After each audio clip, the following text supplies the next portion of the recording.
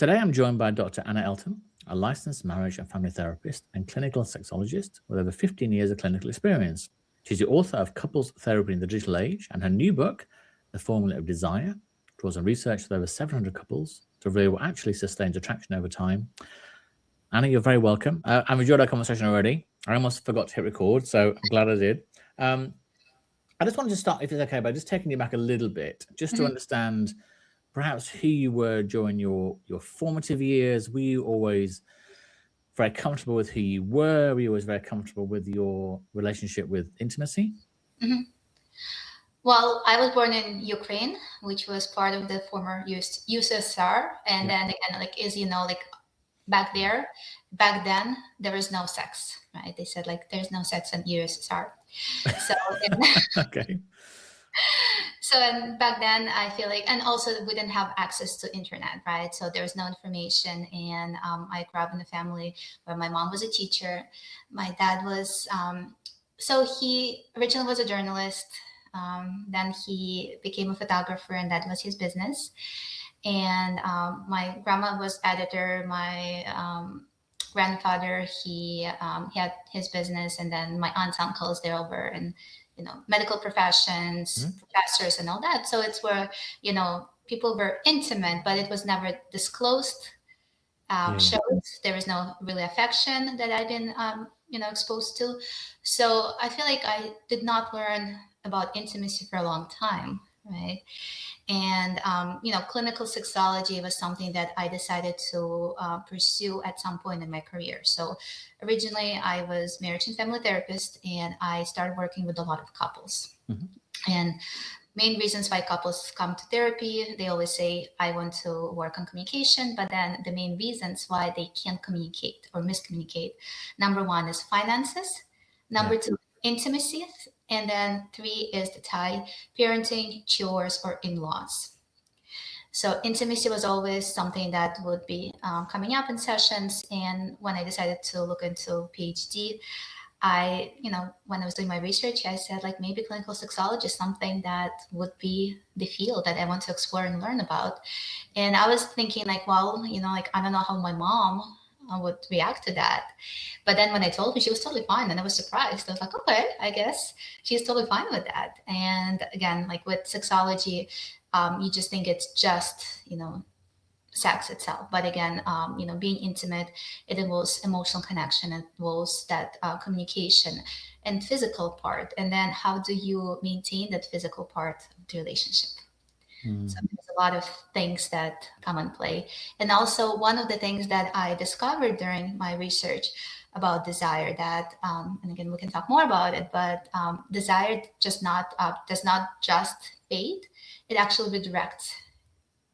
And if we think like it's always going to be infidelity, not necessarily. Sometimes it can redirect on another person, but other times you can actually redirect on yourself. And then what I mean by that, some people, they just feel desire to focus on parenting. They focus on their careers. They focus on their fitness. And then, so they redirect their desire into something else, but away from the partner. Because they think that this relationship works, it's fine, its goal is complete. Now I can focus on something else that needs my attention more. But in reality, it's like going to the gym. Right? You work really, really hard to get to the shape and form you want to get to, but then if you stop, then you're probably gonna revert back to how it all started.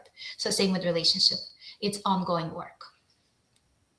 It's really interesting to say that, and you were kind enough to send me a copy of the Formula of Desire to read. Now, a lot of the stories in there, the things that people were telling you was about the desire from somebody that just become engaged, worrying about their lack of desire, to a couple of them out on a plane talking about, we're 3 for 3 and don't talk about sex, don't talk about money, don't talk about everything else.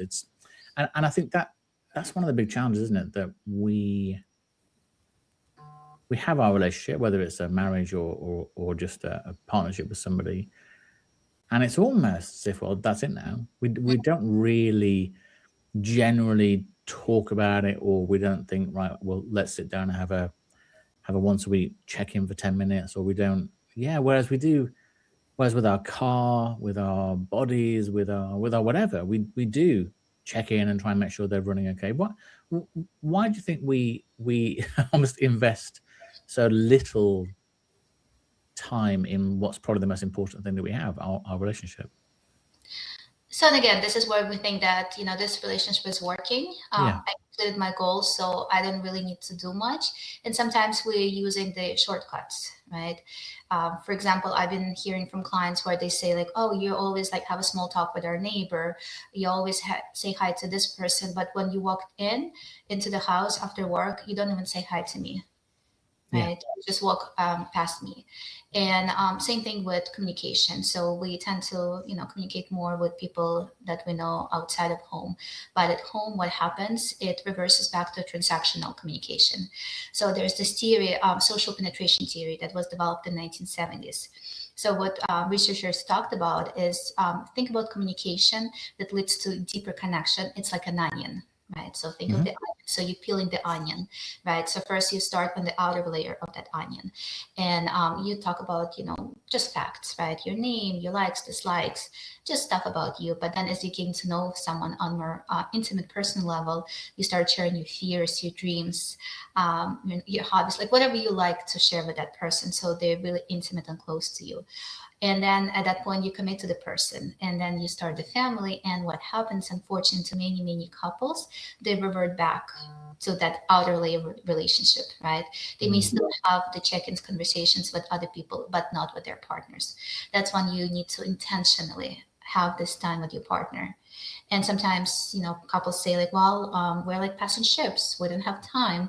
We're busy. And I get it. I have 3 kids with my husband. I met him in high school, so it's been 25 years. And we do have kids and jobs and everything, but what's important is to try to be intentional with very little time that you have with each other. Because, going back to technology, as you mentioned, that I have another book on technology, right? And then how it's affecting our lives. So we find time to scroll on our phones, right? But we don't have time to connect with each other. So that's when you need to be more intentional. Technology can help to connect, but also it creates that disconnection in some cases where you're sitting on 2 opposite sides of a couch, texting with someone across the world, but not really talking to your partner. Yeah. Yeah, I did want to ask you about couples therapy in the digital age. So I completely agree with what you're saying, is that a lot of people, if they check their phone habits, might be surprised to see they've been on their phone for 2, 5, 7 hours in a day, for goodness sake. But we can't find 15 minutes to have a conversation. What? And I'm not saying technology is bad. I mean, you and I, you're in Florida, I'm in London, we're talking to each other. It's wonderful. I wouldn't have met you with that technology. But it does feel that it gets in the way of intimacy in many ways. What do you think the most damaging aspects of scrolling, texting, notifications? How do you think they damage the relationships that we have with other people? So it's extremely addictive, right? And it was made to be addictive. That's the thing, right? So because once you get on the phone, a lot of people don't even have, can't even pay attention, right? So our attention can shift every, I believe, 10 seconds. So whenever like we shift that attention, it's really hard for us to bring it back. But then if we have all the scrolls, notifications, other things to look at, so it's like almost like your brain is ADHD brain, it's all over the place. And again, from some of the research, the newer generation, it's hard for them to stay on task, right? It's harder for people to read books, right? It's harder for people to watch videos. Even I'm thinking about TEDx, right? TED Talk. Yeah. So, and I talked to one of the organizers, and he said he's been doing this for 15 years. And back when he started, the TED Talks were, 15 to 18 minutes, much longer. Now, the perfect spot is shorter videos, 6 minutes, 8 minutes, not 18, because people just simply can't pay that much attention for that long. So now think about, they're scrolling and it's so addictive, and then you see one thing, another thing, and then also tactile, like that scrolling actually helps you to activate the reward pathways in your brain. So you get your dopamine. It's like playing a slot machine. You scroll and what's the next video you'll see, what's the next one.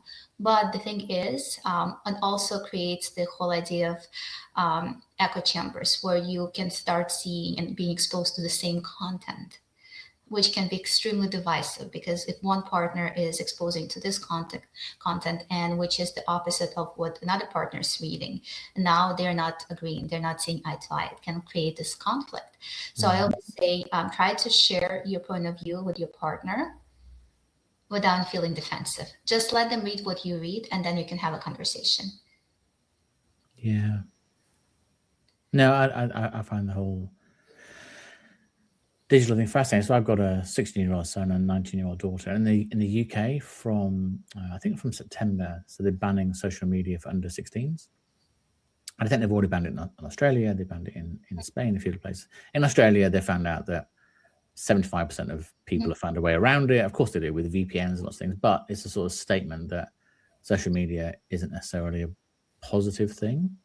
And I wonder, and I know you talked before about AI companions and how they perhaps impact the brain. And I wonder, from a clinical sexology perspective, what is happening when somebody forms in their mind a meaningful relationship with an AI?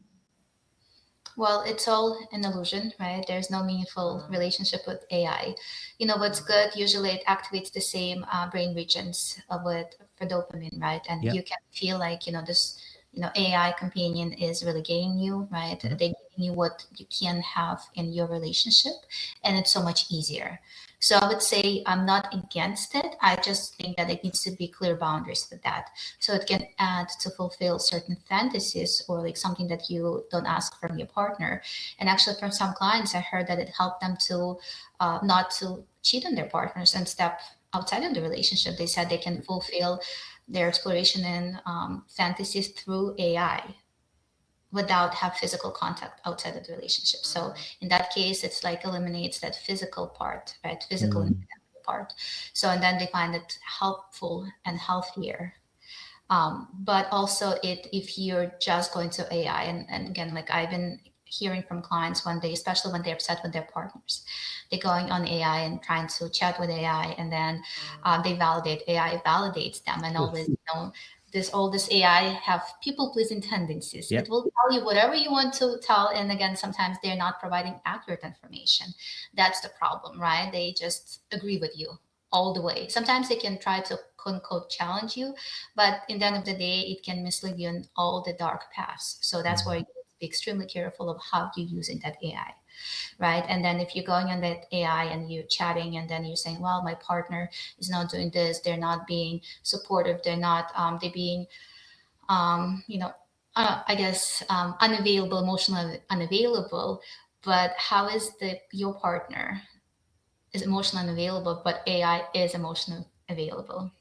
Yeah. So it can be really, really tricky. And then also, I heard from mostly men, they would come in and say like, oh, I know I violated the boundary, but I looked through my partner's chats, or like I saw it like, when I came to the computer, and then I feel like it's breaking us apart, that validation.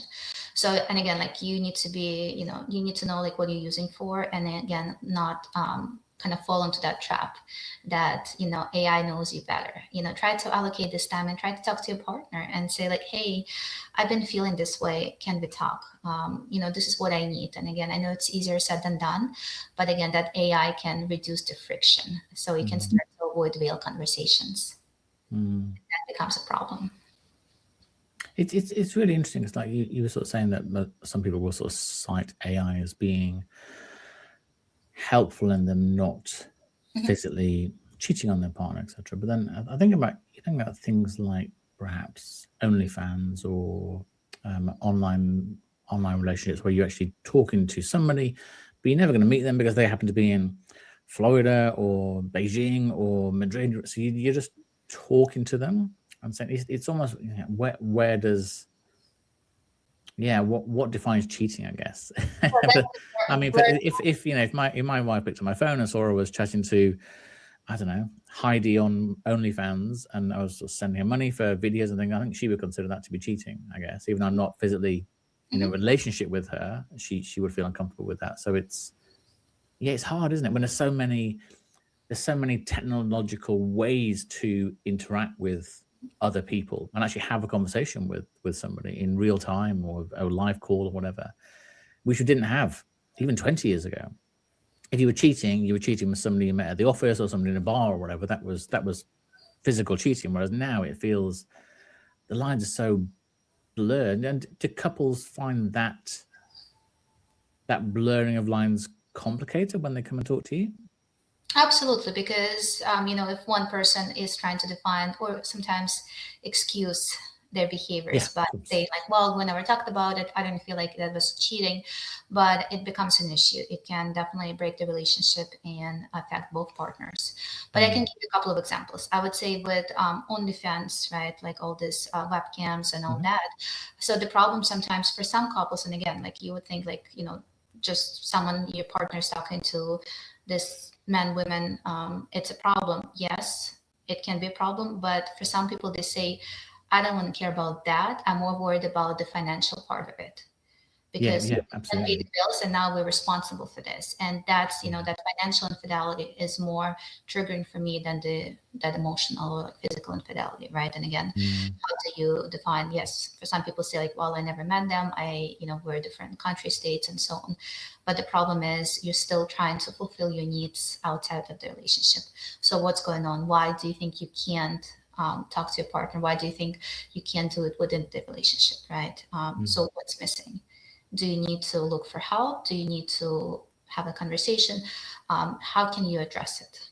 And again, like, I think it's way more complex. And I've been working with people who would come in and say, like, I think I have sex addiction. And again, it's way more complex than that. And I've been seeing a lot of OCD tendencies with that and other things. And again, it's very complex. But again, going back to the boundaries, right? You need to define the boundaries and you need to be clear about the boundaries, because even pornography, back in the day, people would say like, well, pornography kills sex, right? Or kills relationships. Not necessarily. When partners think that's a good way to add to their intimacy and they watch it together, it can actually help to their desire and connection.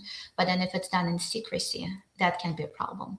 Or sometimes, I'll give you another example. So partners were totally fine with pornography, and then wife said like, I don't really care, you can do whatever you need to. But then when she walked on husband and he was actually talking to one of the, OnlyFans or like one of the cam girls, she was extremely upset because now it's the real person. It's not the video. It's in real time, and also it costs money. Yeah. And that's one thing that's evolved so much, certainly since when I was a teenager, pornography was a photograph, was a page torn out of an older brother's magazine that was passed around the school play. Oh my God, that woman's got no clothes on. Oh my God, you can see her breasts. Oh my God. Whereas now, I mean, my 16-year-old son, goodness knows what he's been exposed to in the last sort of 5 years since he got his first phone. It's just, and there's almost that. So it's interesting that the generation that's coming through now has never known life without a smartphone, access to everything.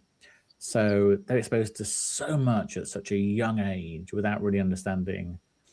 So when I've talked to adult content creators, OnlyFans models, porn stars, whatever, and all of them will say that what we do is, like it or don't like it, we are creating entertainment, not education. I think a lot of people, that's where they learn what's to be expected, that they expect that women shouldn't have any hair below their neck, that all men are very well endowed and can maintain an erection for seemingly forever. It's just that when you actually, when you first start your own physical relationship, it's like, oh, that isn't like I saw on that film. So do you find with the younger couples that they're coming to you with this almost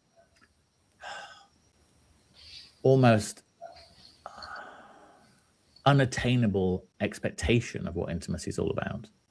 Could be. And again, it starts with pornography. When you only rely on pornography as an educational source, right, then you, first of all, physically, right, you can set unrealistic expectation and you start to seeing this with something desirable. And then anything outside of that range can feel like, well, I don't know, this is not as exciting for me, right? But also I feel like with, all this, paid for models, right, this is where the person is agreeing to everything you ask them to do, right? So it's setting unrealistic expectation for the relationship and that back and forth, right? You can't do the same with the actual person that you care about, right? So I would say it's definitely, it's tricky. So you always need to be really careful about it. And again, try not to go that path if you think it will jeopardize your relationship. But again, this is something that I'm working on right now. So my next book is on infidelity.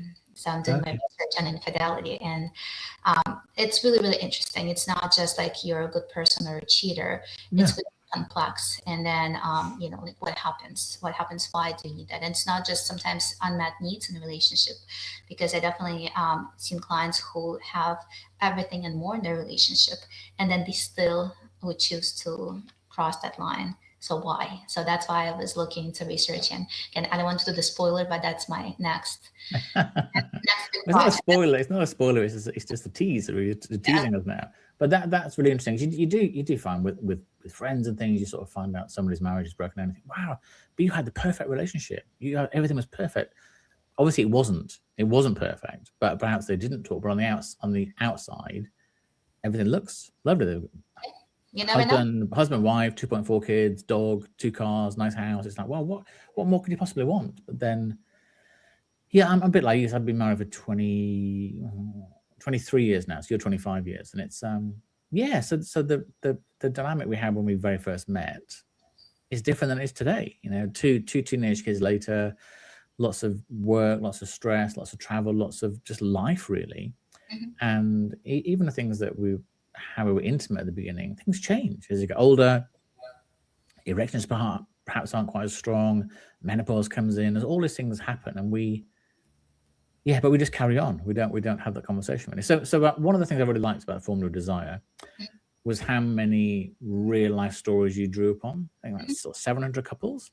Yeah. And I wondered, it's probably a very unfair question, but what was the thing or the couple of things that perhaps most surprised you in the findings from the research? So let's see. I'll tell you, I'll give you the spoilers from different parts. So as I mentioned, when you think of desire, you'll almost automatically thinking about sex, right? But so my goal to write the book, not just about sex, but a desire to be in a relationship. So its original title was The Formula of Relational Desire. How to be connected and be in relationship with your partner long term. So one of the things that I was looking when I was looking through research and when I was interviewing couples, and I noticed that, what researchers previously were saying that, like you need, you either in like good state or bad state, you're like in positive overflow, you're in negative overflow, right? You're seeing relationship through positive lens or negative lens. Okay. And you need the rule of 5 to 1. You need to have 5 positive in instances to cancel 1 negative one. But what's interesting is it's not like you don't go just from good to bad. It's a transition and cycle. It doesn't happen overnight, right? And then 1 good date not gonna save the marriage, right? You need more than that. So I created the relationship shift model, and that's on the book's website, theformulaofdesire.com. You can see the animation videos of different frameworks from the book. You can take a test, and I'll tell you about the test in a second. But so what I learned was that first you always start in a positive place in a relationship, because if you're not doing well, then you're not going to commit, right? What's the point? So you're going to start in a positive place, and then at some point you will move to the neutral space of the relationship, which is not a bad place. A lot of couples will eventually fall into that parallel relationship effect, where you're just focusing on other things and then you're not paying as much attention to your partner. But as long as you know that your partner is there for you, they love you, they desire you, you're not too worried, right? Even if you're not having full deep conversations and just quick check-ins, it's not going to be a big issue. But the problem comes when it's staying there over an extended period of time. And then now you have more and more conflicts, more and more miscommunication.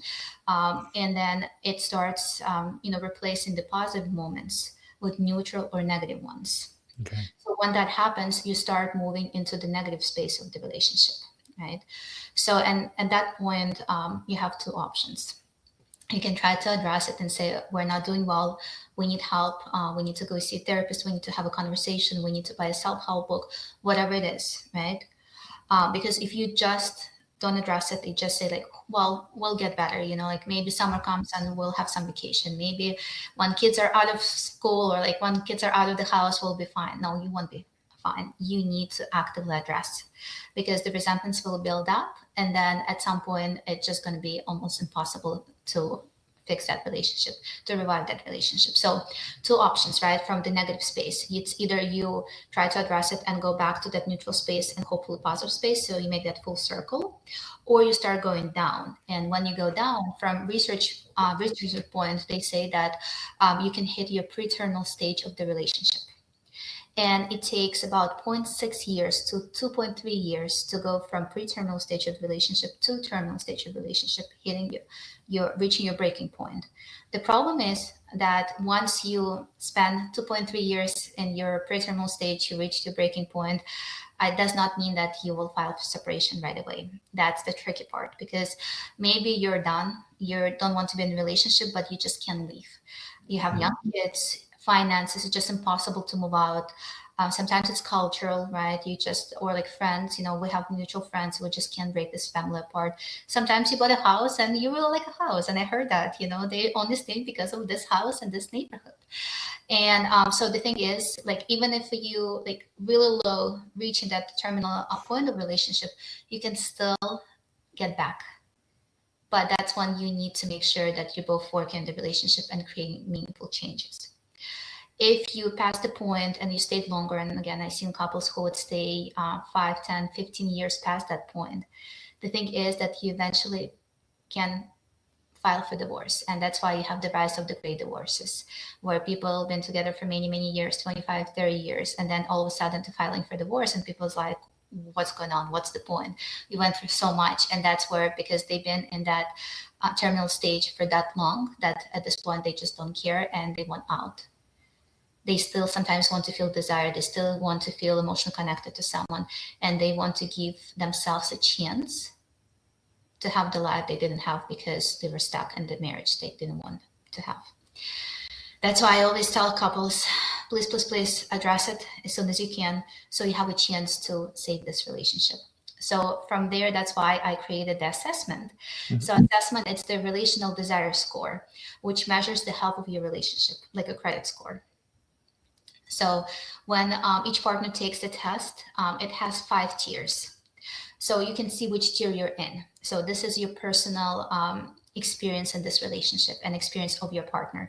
Because one partner may be feeling really, really good because their wife or husband fulfilling their needs. And they feel like things are fine, like we're fine, things are okay. Maybe it's not like we used to, but we're fine. But they can score pretty high on that test because their needs are pretty much fulfilled. However, their partner can be way lower. Let's say if one scores in 4 or 5 tier and their partner scores in 3 or 2, and then one is the lowest, there's a problem. Yeah, because that means that one partner is quickly moving to that terminal stage. And then partner 1 potentially has no idea that this is happening. And then if they don't step up, if they don't change anything at this point, this relationship may end eventually. So that's why sometimes, like, I would have a couple, and then couples would come in and they would say, like, we want to work on communication. And then I ask them, so what is your goal? And I want to hear from both partners. And then one would say, like, I want to make things better. And then the second partner may say, I just want to see if this relationship can survive. And sometimes for partner A, that would be the first time they even heard it from their partner ever. And they're totally shocked. They're like, what are you talking about? We're fine. And they're saying, no, we're not fine. I haven't been fine for years now, or like months. I've been so unhappy. And I think the biggest part that couples lose is the happiness. Yeah. They don't feel happy. They just there. It's really interesting you say that. So my daughter came back from university today. And she sort of came in and she'll say, gosh, I can't believe, I won't give her name, but I can't believe one of my friends' parents are splitting up. They've been together 35 years. He came home 2 weeks ago and said, I found an apartment, I bought furniture, I'm moving in on this date. And the wife just didn't have any idea, really. And I think almost because the daughter is the final one to leave home. So now she's suddenly left home now that she's just the two of them together in this big house, which is what my wife and I will be in 2 years' time. Look at each other and I think, oh gosh, just the two of us. And you either think, wow, that's amazing. We can have Naked Wednesdays again, or we can do whatever. But unless you talk about it, exactly like you said, and I think about it more and more. I think, gosh, you don't end up where that my daughter's friends' parents are now, that suddenly after 30 years comes home and says, well, that's I'm moving out on Friday. Where'd you go from there? And I think a lot of it is, and you talked before about, so it was really interesting, the desire to be in a relationship, not just desire itself. And I think one of the challenges we have is often how people define things, how people define intimacy, how people define sex. A lot of people think of sex as penis and vagina. That's sex. So checklist, we do this, we do this. There you go, finished. And it's very orgasm centric, it's very performative, and they sort of forget that intimacy can be holding hands, looking at each other, talking, walking together, massage, whatever. And we almost have this thing that if we're not having sex, therefore there's no relationship. And that's really hard, that we seem to just have defined it as one activity. Do you concur with that? So sex is very complex, right? And there's so many parts of it. And what's interesting, so I asked I asked my client, actually, that she was there by herself. And then I asked her, like, when was the last time you had sex? She said, like, well, I had sex last week. And I said, like, how about your husband? She's like, I don't know. So it's not that she's not having sex with him. They're still intimate with each other. The thing is that he doesn't really participate. He doesn't give her what she needs. Yeah. He's just there and then moves on. And that's it. He's just doing the duty sex. And for some people, it becomes the problem, because they say, like, if you're not participating, I'm not interested. If you don't want me, like, I'm just, fulfilling the physical part, but I want to feel connected to you. I want to feel excited about you, right? And there's this thing as afterglow, sexual afterglow. So whenever you're intimate, you have a chance of a window of 48 hours to create that connection that can last much longer. So you can, that's why, cuddling early in a relationship, that happens, and then you feel more connected to a partner. And then when you're in your adult life with kids, you kind of like, it's, sex is scheduled, and then you just like rush, okay, we need to do some chores because we don't have much time, right? So you have the 48 hours to try to recreate that connection with your partner. And then when people say, the more sex, the better, not necessarily, it's just the quality of that sex that matters. And then also, but there's a range, right? So from research perspective, the golden standard for good, fulfilling sex life is about once a week. But also we have the second end of this range is the sexless marriage. So what's the definition of sexless marriage?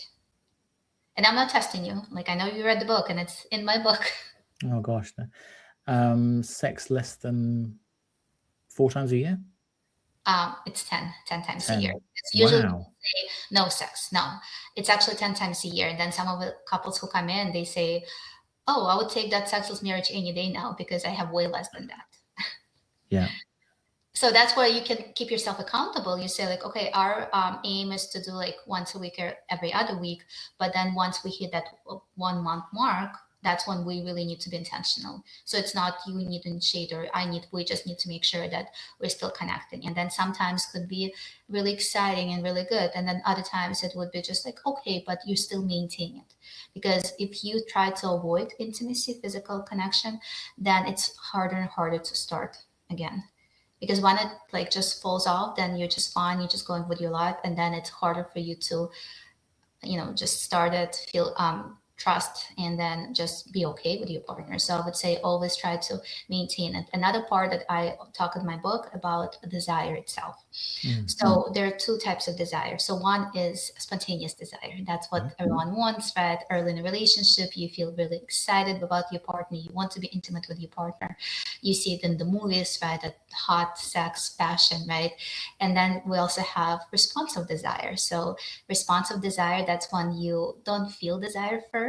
You start with touch, and then as you touch your partner, you have the arousal, and then you have the desire, because there are 2 parts. There are physiological and psychological part of desire. So one is here in your brain, and then one in your body, because with men you can see it, right? The physical erection. With women, it's actually also the same processes. It's just Mhm. the blood goes to the their intimate organs, right? You don't see it, but like what wetness and all that, so you can still feel desired. So what happens, what I always tell about spontaneous versus responsive desire. So responsive desire is good, but you can also bring that spontaneous desire back. So what happens, so spontaneous desire is not as spontaneous as we think. It's well orchestrated desire. So now think about it. So early in the relationship, you like someone, right? So you want to spend time with them. You're excited and you're looking forward to that date, right? You get your hair done, makeup done for women, right? Your nails, your bags, they keep picking your outfit. You go out to eat or like some different activity, right? You connect, you're watching whatever it is, right? And then as a result, you're intimate. You're anticipating, you're fantasizing. And then that fantasy does a lot of legwork itself. So now you're excited and you're looking forward to that. And you have the structured time and you know exactly what's going to happen. So you have the structured time and expectation. And there's a lot of things that happen to like that leading to that spontaneous desire, right? Prerequisites that we're meeting to like for like having the connection, right? That time together that can spike the desire, right? And then positive interaction and emotional connection and like a lot of things are happening, right? And now think back to long-term relationships when you say like, okay, we have half an hour between the kids, let's just do it. There is no foreplay, there's nothing, there is no connecting time. It's kind of like, okay, let's just do it and then go back to the chores, right? It's not sexy. No. And that's where I always say, try to recreate the conditions. You don't have to do it every single time, right? But at least sometimes try to recreate conditions to bring that spontaneous desire back, right? And again, for women, another part of that, like another thing I talk in my book is the desire equilibrium. And one of the parts, there are three moving parts. One of the biggest parts for a lot of women, especially after having children, they lack in self-desire. Yes. If their partners find them attractive, they think their partner look really, really good. But then if they don't feel desire themselves, they don't want to be intimate, right? And again, sometimes this is when you need to just start small. Maybe you allocate a time and take a shower, put the lotion on your skin. So from the research perspective, researchers say that you can release oxytocin, it's love and bonding hormone, by touch. So when, for example, you hug your partner for longer hugs, 10 or 20-second hugs, oxytocin is being released into your system, and then you feel more connected to your partner. But also same thing can happen to people in general when they touch themselves, not sexual touch, just gentle touch as a self-care. And again, when you put that lotion, when you just like, kind of massage or touch yourself, like how you put like the lotion on like, the face. So it helps you to feel more connected to yourself and start loving yourself. So that's when you need to start with that self-desire. And then maybe you can dress yourself up a little bit and say like, oh, wow, I'm actually look pretty good, right? Like little things that make you feel excited again. That was fabulous. If anybody listening, the last 5 minutes, they're going to get so much from that. I have. So do you so if couples have been together like we have 25, 23 years, 30 years, whatever, and they want to bring some freshness back, or do you support things like role playing things, or trying to, like, say, because when we first start dating, we're not living together, maybe we meet each other in a bar and it's very exciting, we go away on our first holiday together, it's so exciting, but then, like I say, just general life gets in the way, really. Our kids' bedrooms are just this far away from us, there's a wall between us, it's very, very different. So are you an advocate of things like role play, or do you think, or is that just masking a problem? I mean, some people bring role plays and it helps them to bring some desire back because it's novelty. So the whole thing is novelty. Novelty, yeah. So what happens with couples, when they're looking for that commitment is great because it creates certainty. But that commitment can dull desire because you know exactly what's going to happen. It's the same thing over and over again. So for desire, you need a little bit more of the new experiences together. And again, like maybe role play can bring those experiences together, but you don't want to just rely on role play per se, right? So you want to think of like recreate what can you do together as a couple. And again, it can be something simple. So for example, couples usually go to eat same restaurant, same dishes, and it's not new, it's not novel, it's the same thing over and over again. Yes. So think about like this exercise that I ask couples to do. It's a fun activity. So think of the alphabet A through Z, and then make like, come up with different things that you can do together as a couple. So for example, A could be axe throwing, it could be arcade, it could be art gallery, right? B could be bowling or burlesque, right? Whatever it is. So and then make the list and try to do it as frequently as you possibly can. Some people do it like once a week, other couples do it once a month, whatever works. But if you have the ideas and then you put it on your schedule, you're actually more committed to doing it. And I have more and more older couples coming in their 70s. And, when I ask them, I say like, hey, like try to do this. And, they came back, this like one particular couple, they came back and they're so excited. They're in their late 70s. And they said like, wait, like it's almost like there's a second chance for a relationship, because now we just went salsa dancing there in the week. We're doing this and they're so excited. They enjoy this time together and they're looking forward to next time. So that's the novelty piece, right? So, and also like if you're just home and then don't have much of the novelty, maybe you just want to change the location, because if it's the same place, same position, everything is same, then it becomes repetitive and potentially boring, right? Yeah. So maybe you want to change it up a little bit. It's funny, isn't it? We I think that happens in a lot of life. If you, I think there's research that shows people or families tend to eat the same 6 meals like forever.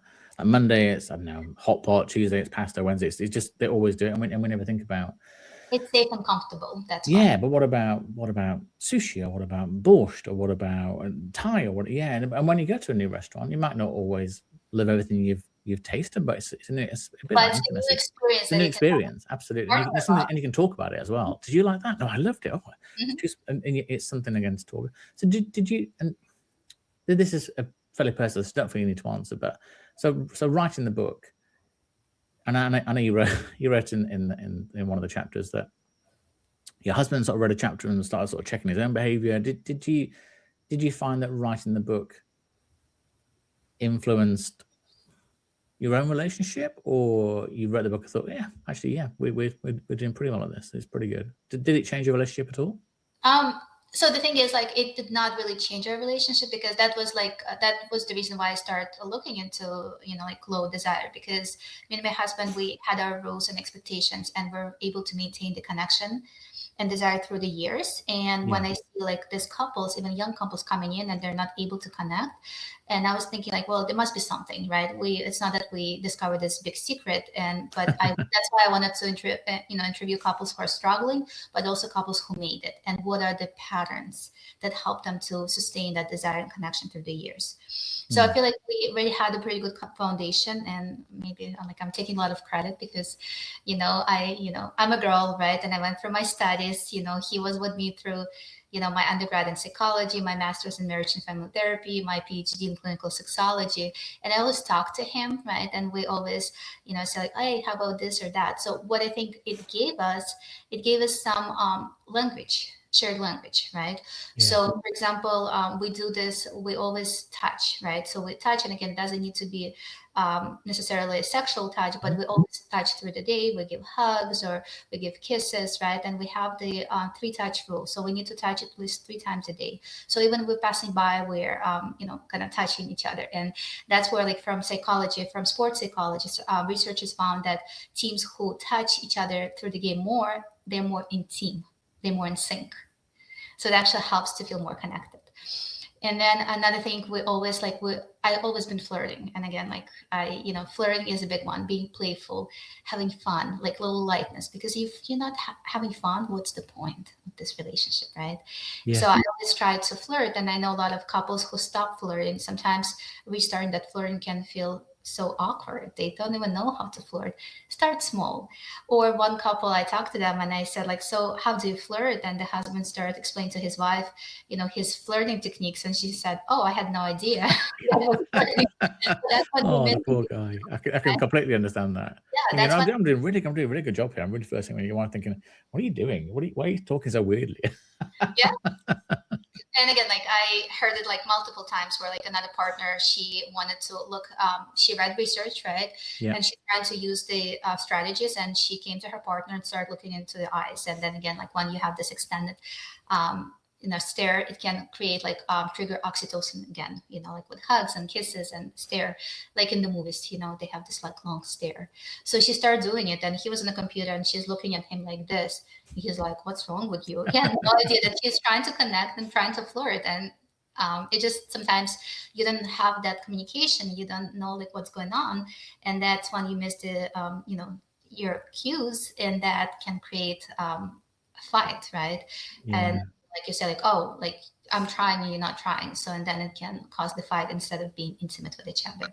So that's a problem. So that's when you need to be more intentional about check-ins and say like, hey, I noticed that this is what's going well, but this is what I need.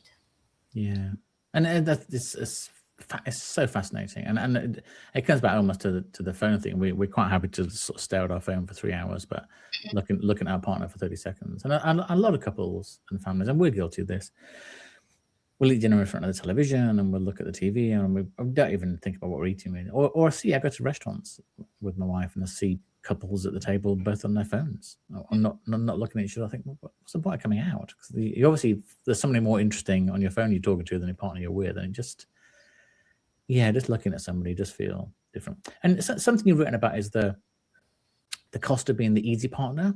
Mm-hmm. So in a lot of relationships, there'll tend to be one partner that just goes along with things and wants to avoid conflict, and that doesn't help with intimacy. But so for somebody that's maybe spent a long time being that easy partner, trying to avoid conflict, not trying to change things, how do you take that first small, almost low risk step towards trying to change it? Because it's a big thing. If you've always been very easygoing and very amenable and never challenge anything, and suddenly you think, no, we've been doing this 15 years. This isn't, like I say, bringing me fun, bringing me joy.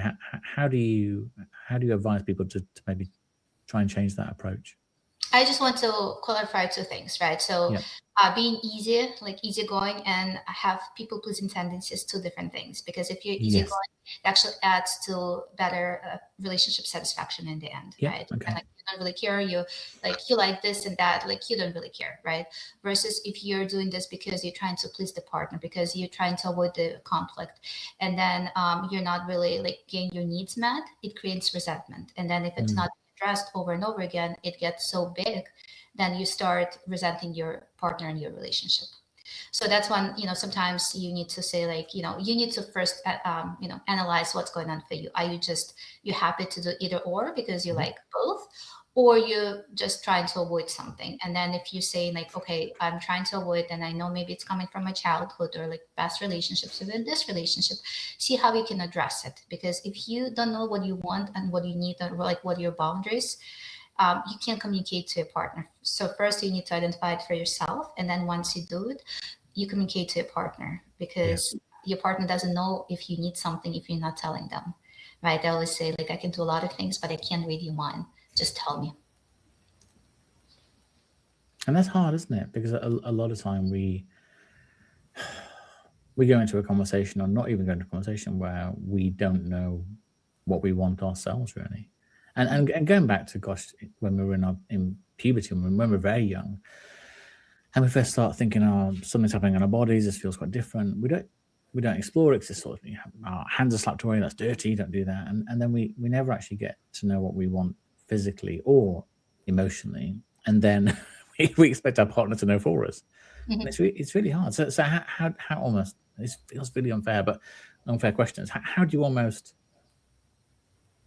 work out what it is that you want not in the relationship? What is it that you want as a person? How do you work that out? So I would say, I tell my clients, individual clients, right? So think about the boundaries. Take a piece of paper and make 3 columns. On one column, right, what do you hope for? What are you looking for? What do you need in a relationship, for yourself in general? You can do it with a specific person or with people in general, right? Yeah. Then, so it's on the left. On the right, put something that's absolutely unacceptable. And maybe people violated the boundaries without knowing, or knowing consciously, unconsciously, but just know like what are your boundaries. And then the middle column, it could be your gray area that you're still trying to figure out, and can go either so that's what I need, or this is absolutely unacceptable. But you can add, and then you can analyze through situations. And then if you're able to map that, say like, okay, so this is what happened, like this boundary was crossed, this is what happened. And then if you're in a similar situation, what can you do differently next time? You can cope ahead of time. You can have your points where you know exactly like experiences that you can connect to these points. And then if you're in the similar situation, you can access that, right? And you can make a better decision. This may be something you're going to approach in your next book, but what are your thoughts on monogamy versus non-monogamy? So I would say it needs to be communicated within the couple, and then if they're both okay with monogamy or non-monogamy, that's where you go to. But again, with non-monogamy, if you think that infidelity does not happen, absolutely not. Boundaries are being violated left and right, and I feel like it becomes so much more complicated. I think you just need to be really clear about the boundaries and communication. And I feel like to be honest, non-monogamy can be extremely, extremely complex. And, some people think it's the easy way out. And if you redirect that, like some people say, like, we want to open the relationship so we can bring desire back into a relationship. And I think it's the wrong assumption, because if you're opening a relationship and you being intimate with someone else, you redirecting that desire on someone else, not necessarily your partner. So that's something that a lot of people opening because they want to bring that, but they're still putting it outside somewhere else. So that's, yeah. And it's funny, when I've talked to people in non-monogamous relationships, they will say it sounds really boring, but logistically it's so difficult figuring out who to be with, when to be with them, where to spend Thanksgiving, Christmas, all that sort of stuff. So my final question was going to be, what are you doing next? But now we know it's going to be the new book, even though this one's still coming out. But so my final question instead will be, first of all, when can we buy The Formula of Desire? And then secondly, if it's a wonderful book, but if you would advise people to take one practice from The Formula of Desire, what would that practice be? So let's start where you can purchase the book. So the book comes out worldwide. So it's coming out in the United States and Canada on August 1st. So you can buy it on Amazon and all the local stores. If you go on my website, theformulaofdesire.com, you can take free assessments. There are some interactive tools.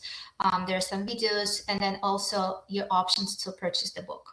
Cool. So in UK and Europe, the book comes out, I believe, in September. I think it's September 24th. Okay. So, and again, you can always pre-order, and then as soon as it's in stock, you will get your book sooner.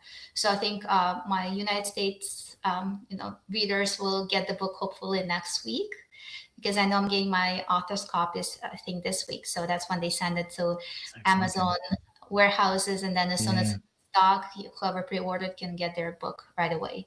Also, with the purchase of the book, you get access to the Desire Lab. So Desire Lab has additional assessments, exercises, worksheets, psychoeducation to help you feel more connected to your partner. So you'll have a lot of stuff in one place for one price. So that's exciting. And again, like, I try to add as many tools as possible. I have a lot of articles on my website as well about relationships and intimacy and all that. So, and it's also coming out in Australia, New Zealand, South Africa. So there, I think Australia, New Zealand is October 1st. So there are different dates, but I'll keep adding, places where you can purchase the book on the website. So yeah, I'll put lots of links on. So your website is really good, and it's a very generous website. So I'll put lots and lots of links on. But yeah, so what would be the one thing that people should take? So I would say, in terms of the connection, it always starts with the connection, right? Yeah. Especially for women, they say, like, I can be physically connected to my partner if I'm not emotionally connected to your partner. So I would say one thing you need to do, you need to try to focus what's going well, because we tend to focus on everything that's not going well. And even if 9 things out of 10 are done and 1 thing is not done, instead of saying like, hey, thank you, I noticed you've been doing this, you say like, how come it's not done? So I would say the first step, try to do this for the week, this exercise challenge for yourself. Try to mentally notice what's going well, what you feel grateful for your partner, for your relationship, and then try to say it out loud to the partner. So as soon as you do that, then now it becomes real, right? Now you're noticing what's going well, not just what's not going well, or just focusing on logistics. Perfect. Thank you so much for your time. You've been super generous, and yeah, and having read it, I can highly recommend the book. So yeah, I look forward to talking to you about the next book when that comes out. Absolutely. I would love to come back. Thank you.